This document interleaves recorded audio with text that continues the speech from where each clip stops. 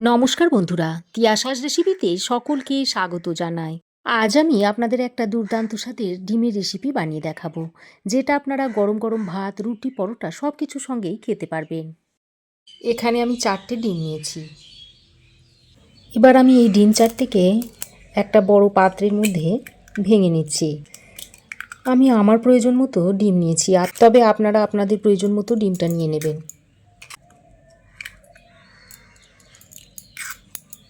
এবার আমি এই ডিমের মধ্যে দিয়ে দিচ্ছি স্বাদ মতো নুন, দিয়ে দিচ্ছি অল্প একটু গোলমরিচের গুঁড়ো, আর দিয়ে দিচ্ছি কিছুটা ধনেপাতার কুচি।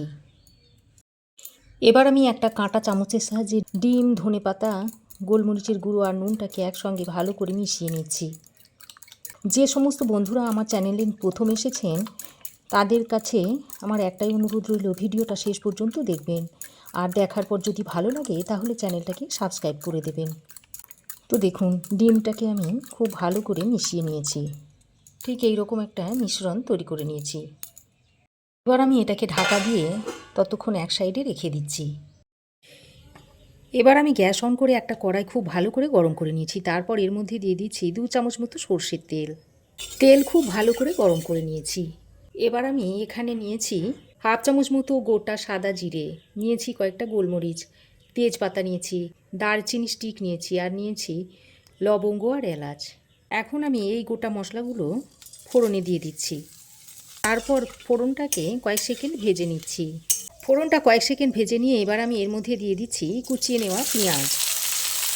এখানে আমি 3টে মিডিয়াম সাইজের পেঁয়াজকে একটু মিহি করে কুচিয়ে নিয়েছিলাম, সেটা দিয়ে দিয়েছি। তারপর পেঁয়াজটাকে ফোড়নের সঙ্গে 2-1বার ভালো করে নেড়েচেড়ে মিশিয়ে নিয়ে এবার আমি এর মধ্যে দিয়ে দিচ্ছি একটা মিডিয়াম সাইজের কুচনো টমেটো। তারপর এর মধ্যে অল্প পরিমাণে একটু নুন দিয়ে দিচ্ছি। এবার নুনটা দিয়ে পেঁয়াজ আর টমেটোটাকে একসঙ্গে করে ফোড়নের সঙ্গে ভেজে নেব। তো টমেটোটাকে খুব বেশি মিহি করে কুচোনোর দরকার নেই, একটু মাঝারি সাইজ করে কুচিয়ে নিলেই হবে। তো পেঁয়াজ আর টমেটো খুব ভালো করে নেড়েচেড়ে মিশিয়ে নিয়েছি। তারপর একটা ঢাকনা লাগিয়ে পেঁয়াজ আর টমেটোটাকে বেশ কিছুক্ষণ সময় ধরে ভেজে নিতে হবে। এদিকে আমি একটা মিক্সিং জার নিয়ে নিয়েছি। এই মিক্সিং জারের মধ্যে দিয়ে দিচ্ছি 1 মুঠো মতো ধনেপাতা, ডাঁটি সমেত ধনেপাতাটা দিয়ে দিয়েছি। দিয়ে দিচ্ছি একটা কুচনো টমেটো, আর 1 মুঠো মতো বাদাম আমি ভিজিয়ে রেখে দিয়েছিলাম 10 মিনিট, সেটা দিয়ে দিয়েছি। আর এখানে আমি 1 হাতা মতো টক দই নিয়েছি, সেটার মধ্যে দিয়ে দিচ্ছি। তারপর এটার একটা মিহি পেস্ট আমি তৈরি করে নিচ্ছি। তো দেখুন, এই সব কিছুকে আমি একসঙ্গে করে এই রকম একটা মিহি পেস্ট তৈরি করে নিয়েছি। তো এদিকে দেখুন, ঢাকা দিয়ে মশলাটাকে বেশ কিছুক্ষণ কষিয়ে নিয়েছি। আর টমেটো দেখুন বেশ ভালোভাবে গলে গেছে, আর টমেটোটাকে এইভাবে একটু ভালো করে ঘেঁটে দিচ্ছি। তারপর আমি এর মধ্যে দিয়ে দিচ্ছি হাফ চামচ মতো আদা ও রসুনের পেস্ট। এবার আদা ও রসুনের পেস্টটা দিয়ে পেঁয়াজ আর টমেটোর সঙ্গে ভালো করে কষিয়ে নিচ্ছি, যাতে আদা রসুনের কাঁচা গন্ধটা চলে যায়। তো দেখুন, আদা ও রসুনটা দিয়ে 2-3 মিনিট মতো টমেটো ও পেঁয়াজের সঙ্গে ভেজে নিয়েছি, আর আদা রসুনের কাঁচা গন্ধটা এতক্ষণে চলে গেছে। এবার আমি যে ধনেপাতা, টমেটো, দই আর কাঁচা বাদামের পেস্টটা তৈরি করেছিলাম সেটা এখানে দিয়ে দিচ্ছি। তারপর আবারও সব কিছুকে একসঙ্গে ভালো করে নেড়েচেড়ে মিশিয়ে নিচ্ছি। তো সব কিছুকে একসঙ্গে ভালো করে নেড়েচেড়ে মিশিয়ে নিয়েছি।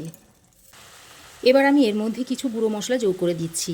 দিয়ে দিচ্ছি হাফ চামচ মতো হলুদ গুঁড়ো, ঝাল লঙ্কার গুঁড়ো দিয়ে দিচ্ছি 1/4 চামচ মতো, জিরে গুঁড়ো দিয়ে দিচ্ছি হাফ চামচ, আর ধনে গুঁড়ো দিয়ে দিচ্ছি হাফ চামচ, আর ছোটো চামচের 1 চামচ মতো দিয়ে দিচ্ছি কাশ্মীরি লঙ্কার গুঁড়ো, তবে এটা কালারের জন্য দিয়ে দিচ্ছি।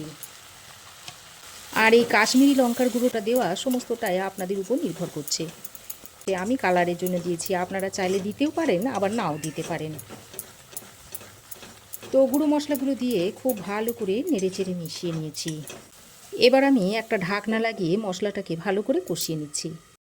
এবার আমি একটা ফ্রাই প্যান বেশ ভালো করে গরম করে নিয়েছি। তারপর এই ফ্রাই প্যানের মধ্যে দিয়ে দিচ্ছি পরিমাণ মতো তেল। তেলটাকে ফ্রাই প্যানের হ্যান্ডেল ধরে এইভাবে একটু স্প্রেড করে দিচ্ছি। তারপর যে ডিমের গোলাটা তৈরি করে রেখেছিলাম সেটাকে আরও একবার কাঁটা চামচের সাহায্যে ভালো করে মিশিয়ে নিচ্ছি। তারপর এই অর্ধেকটা ব্যাটার আমি এর মধ্যে দিয়ে দিচ্ছি, আর বাকি অর্ধেকটা পরে দেব। এবার এই ডিমটা একটু হালকা কাঁচা থাকা অবস্থায় এইভাবে একটু ফোল্ড করে নিচ্ছি। দেখুন বন্ধুরা, কিভাবে আমি ডিমটাকে ফোল্ড করে নিচ্ছি। আরও একটা চামচ এইভাবে ব্যবহার করে ডিমটাকে ফোল্ড করে নিতে হবে। এবার ডিমের মধ্যে যেটুকু কাঁচা রয়েছে সেটাও দেখুন ভালোভাবে জমাট বেঁধে যাবে।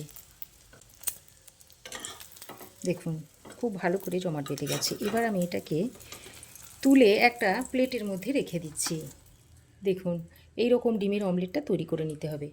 ফ্রাই প্যানে দেখুন বেশ খানিকটা তেল রয়েছে। ওই তেলের মধ্যে আমি আবারও বাকি ডিমের ব্যাটারটা দিয়ে দিচ্ছি। আর এই ডিমটা সামান্য একটু কাঁচা থাকা অবস্থায় এইভাবে পাল্টে দিতে হবে। তবে একদম কাঁচা থাকা অবস্থায় এবার ফোল্ড করতে পারবেন না। দেখুন এইভাবে ডিমটাকে ফোল্ড করে নিতে হবে।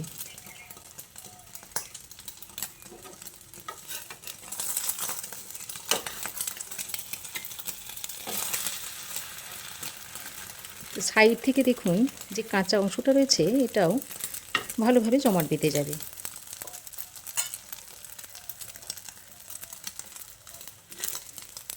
দেখুন ফোল্ড করে নেওয়ার পর আবারও একবার এইভাবে উল্টে পাল্টে রোলটাকে ভেজে নিচ্ছি। তারপর এটাকেও আমি তুলে নিচ্ছি। তো দেখুন 4টে ডিম দিয়ে যে ব্যাটারটা তৈরি হয়েছিল সেটা দিয়ে 2টো ডিমের রোল আমি তৈরি করে নিয়েছি। তো ঢাকা দিয়ে আমি আরও 2-3 মিনিট কষিয়ে নিয়েছি। আর দেখুন সাইড থেকে দেখুন কত সুন্দর তেল ছেড়ে গেছে। এবার আমি এইভাবে একটু নেড়ে চেড়ে দিচ্ছি। আর যেহেতু এর মধ্যে বাদাম বাটা দেওয়া আছে তাই নিচে একটু লেগে যাবার ভয়, তাই এইভাবে একেবারে নিচ পর্যন্ত ভালোভাবে নেড়ে দিতে হবে। তো খুব ভালো করে নেড়ে চেড়ে মিশিয়ে নিয়ে এবার আমি এই মিক্সিতে যে মশলাটা লেগেছিল তার মধ্যে অল্প পরিমাণে একটু গরম জল দিয়ে দিয়েছি, দিয়ে সেটা আমি এখানে দিয়ে দিলাম। রেসিপিটা যেহেতু একটু মাখো মাখো হবে তাই আমি জলটা খুব বেশি দিলাম না, অল্প পরিমাণে এই হাফ কাপ মতো জল আমি এর মধ্যে দিয়ে দিলাম। তো জলটা দিয়ে খুব ভালো করে নেড়ে চেড়ে মিশিয়ে নিচ্ছি। এবার আমি এই গ্রেভিটা ফুটে আসা পর্যন্ত অপেক্ষা করব। এদিকে দেখুন ডিমের যে অমলেটটা আমি তৈরি করে রেখেছিলাম সেটাকে এইভাবে একটা ছুরির সাহায্যে পিস করে নিচ্ছি।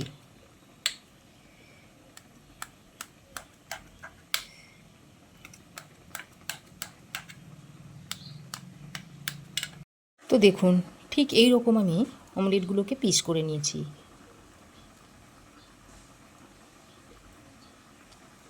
আপনারা আপনাদের প্রয়োজন মতো পিসটা করে নেবেন। এদিকে দেখুন গ্রেভি ততক্ষণে খুব ভালোভাবে ফুটে উঠেছে। এবার আমি একবার ভালো করে নাড়াচাড়া করে মিশিয়ে নিয়ে এই যে ডিমের অমলেটগুলো পিস করে রেখে দিয়েছিলাম সেগুলো এর মধ্যে দিয়ে দিচ্ছি। তারপর এইভাবে একটু হালকা হাতে নেড়ে চেড়ে মিশিয়ে নিচ্ছি। তো খুব ভালো করে নেড়ে চেড়ে মিশিয়ে নিয়েছি। আর এই পর্যায়ে আমি আরও একটু নুন দিয়ে দিচ্ছি। তো নুনটা দিয়ে আবারও সব কিছুকে একসঙ্গে ভালো করে নেড়ে চেড়ে মিশিয়ে নিয়েছি। এবার সবশেষে আরও কিছুটা ধনেপাতার কুচি এইভাবে ছড়িয়ে দিচ্ছি। তারপর গ্যাসের ফ্লেমটাকে লো টু মিডিয়ামে করে ঢাকা দিয়ে আরও 2 মিনিট রান্না করে নিচ্ছি। তো দেখুন আরও 2 মিনিট ঢাকা দিয়ে আমি রান্না করে নিয়েছি। আর রেসিপিটা এখন সার্ভ করার জন্য একেবারেই রেডি হয়ে গেছে। তো গ্যাসের ফ্লেম বন্ধ করে রেসিপিটা আপনাদের সার্ভ করে দেখাচ্ছি। তো এবার এটা আপনারা গরম গরম ভাত, রুটি, পরোটা সব কিছুর সঙ্গেই খেতে পারবেন। খেতে খুবই সুস্বাদু হয়। আপনারাও একবার এইভাবে তৈরি করে দেখতে পারেন। তো রেসিপি কেমন লাগলো অবশ্যই একটা কমেন্ট করে জানাবেন। ভালো লাগলে একটা লাইক ও শেয়ার করবেন। পাশে থাকা বেল আইকনটাও অবশ্যই প্রেস করে দেবেন। আর আমার চ্যানেলে যদি নতুন হয়ে থাকেন তো প্লিজ চ্যানেলটাকে সাবস্ক্রাইব করার অনুরোধ রইল। আজ এই পর্যন্তই। আবার দেখা হবে নতুন কোনো রেসিপি নিয়ে নেক্সট এপিসোডে। সে পর্যন্ত ভালো থাকবেন, সুস্থ থাকবেন। ধন্যবাদ।